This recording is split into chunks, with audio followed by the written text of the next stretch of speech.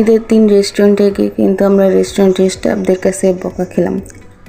আসসালামু আলাইকুম, সকলে কেমন আছেন? ঈদের দিন রাতে কিন্তু আমরা বেরিয়ে পড়ি, আমি এবং আমার কাজিন আর ভাইকনা বেরিয়ে পড়ি রেস্টুরেন্টে খাওয়ার জন্য।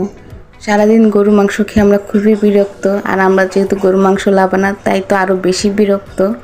এরপর কিন্তু আমরা অ্যারোবিয়ান নাইটসে চলে যাই, যেহেতু এটা আমাদের পরিচিত আর আমরা এখানে রেগুলার পার্মানেন্ট কাস্টমার, তাই চলে আসি কিন্তু অ্যারাবিয়ান নাইটসে অনেক রাতে। আসার পরে ওনারা আমাদের এত আপ্যায়ন করতেছিল যে আপু আমরা জানতাম আপনারা আজকে আসবেনই, মিস হবে না। এরপরে আমরা খাবার অর্ডার দিয়ে দিই, আমার কাজিন স্লাইস করে দিচ্ছিল পিৎজাগুলো, যেহেতু আমরা বিগ পিৎজাটা নিছিলাম। কিন্তু আমি ভাবতেছিলাম, মানে আমি না, আমার কাজিনরা ভাবতেছিল যে ঈদের দিন এরা মনে মনে ঠিকই আমাদের বকা দিচ্ছে যে ঈদের দিন এরা বাসায় থাকে না, এই টুকটাক বকা তো তারা মনে মনে দিচ্ছে না, একটু মজা করলাম। এরপর কিন্তু আমরা সবাই মিলে খাওয়া শুরু করি। আর অ্যারাবিয়ান নাইটসের খাবারগুলো কিন্তু খুবই ভালো। আমরা সেট মেনু নিয়েছিলাম, পিৎজা নিয়েছিলাম, মোমো নিয়েছিলাম। আমরা সবাই খাবার এতই ব্যস্ত ছিলাম যে কেউ কিন্তু ওইভাবে সবগুলো ছবি নিতে পারিনি।